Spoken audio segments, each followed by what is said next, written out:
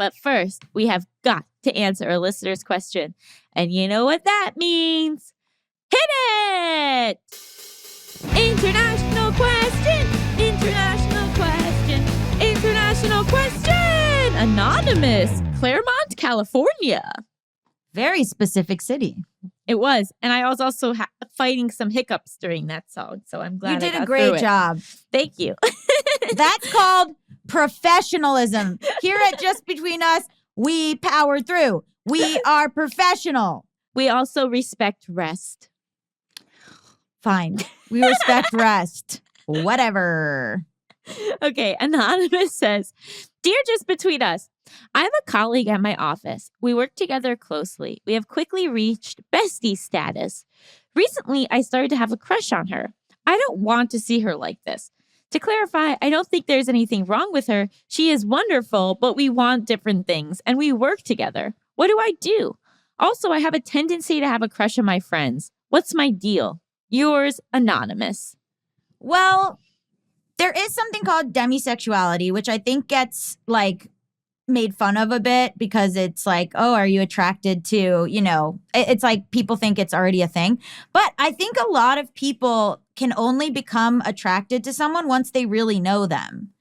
And because that takes time, that person might end up being a friend. So there's a difference between that and a difference between not having a lot of boundaries and mistaking platonic love for romantic love, which I've done almost my entire life. So I don't know. I mean, I'm of two minds.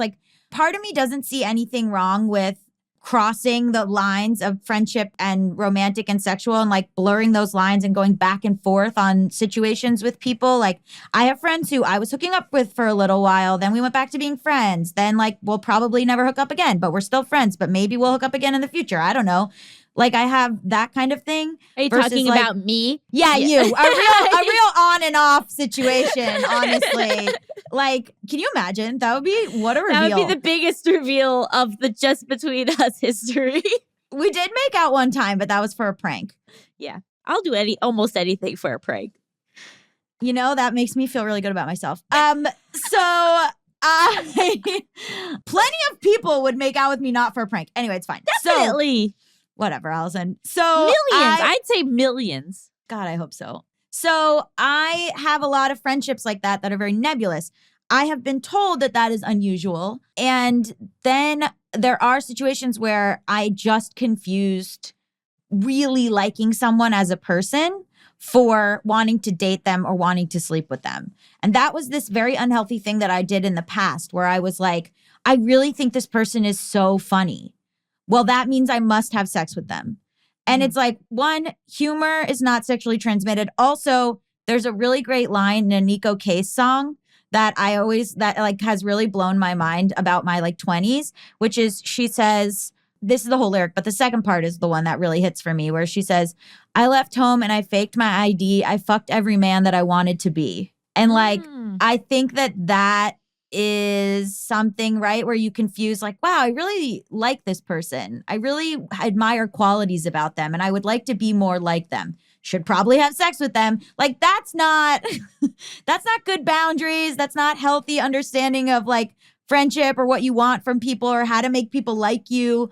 But I do also understand getting to know someone and being maybe they're my person, It's interesting. I think that the way that I read and interpreted my answer to this question is so different than what I would have thought in the past. But now I'm sort of well, who cares if you like them? It doesn't mean anything needs to happen. Do you know? Right. A lot of people are in monogamous relationships and then they are attracted to other people and they flirt with other people, but it's never going to cross that boundary. And it's just it's just an okay thing that you're attracted to them and that you're, and that maybe you have little butterflies or little things happen. But if you know that there's no real future with this person and you know that it's not worth risking your working relationship or even your friendship, then to just sort of be able to hold these two things at once of I'm attracted to this person, we're going to just be friends. I think that those things are just possible. And instead of fighting those feelings of why am I attracted to them? It's terrible that I'm attracted to them. Oh, what should I do with this feeling? Sometimes it's the feeling just exists. We don't need to do anything with it. We could just acknowledge that, like, oh yeah, in another situation, maybe in another scenario, another time in my life, maybe this is someone that I would date.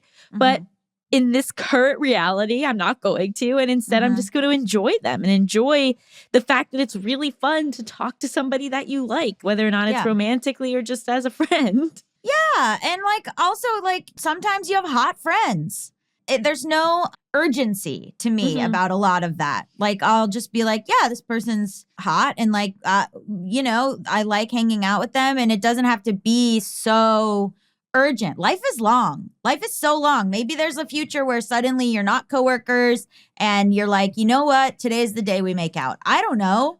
I guess the coworker part is hard, but I just think like, what a fun, exciting new friend. Right. It's like the acceptance model. I accept that I'm attracted to them, but I also accept that nothing romantic is going to happen. Right. If you can kind of just accept that those two things are true, then there's no pressure because there's nothing to do about it. Right. Like, you don't have to like try to crush down your feelings of attraction, and you don't have to like bring up your feelings to them. You could just be like, oh, I'm existing in a world where I'm attracted to my friend, and we're also just friends, and that's okay. I think you should have a crush on all of your friends. I think you should have a little crush on all of your friends. Not necessarily a sexual one. No, but, yeah, because like you like something. them and you want to hang out with them. You're drawn to them, like, you know, and I think things change and fluctuate. Like, Drew and I met because we went on like a couple dates. It was like, then we decided to just be friends, be platonic friends. And we were like, we're going to be platonic friends for like as long as we can. And we're going to not hook up. That went to the wayside for a hot minute. But then it was. Wait, when? A year ago, more than a year ago. Oh, I didn't know about this. I thought you hooked up at the beginning and then you stopped, but you didn't. You hooked up in the middle? In the middle. While they were living at your house? Yeah. Ooh, Leela. I know. But then now, it like, just, we were talking about this last night. We were like, it really just went right back. Like, it really just was like completely, like, now it's like totally, like, we would be like, that's crazy. You know, I'm like, she's gorgeous and I love her. And like, you know, like, I think like things fluctuate so wildly that like, you should like your friends so much that there's a world in which you're like, if I wasn't me, I would date, you know, no, like I would date them. Or like, I think that they're like, I just think like you should think like your friends are cool and great and like hot in whatever way. And that they're like, of course somebody would want to be with that person. Like you know, like you see that about them. Does that make sense? Yeah, I think the big difference is not having an agenda. Right? Because I think it could be really hurtful when like you find out someone was friends with you, but their intention was to change that dynamic. That they were friends waiting until something changed. But if you're just friends with somebody and you have no agenda, you're not actively trying to change the relationship dynamic, and maybe you don't even want to change the relationship dynamic, then I think that that's fine to have that crush or to feel those feelings. And like Gabby said, just really expanding our idea of what it means to like, quote unquote, be attracted to somebody. Right, you know? exactly.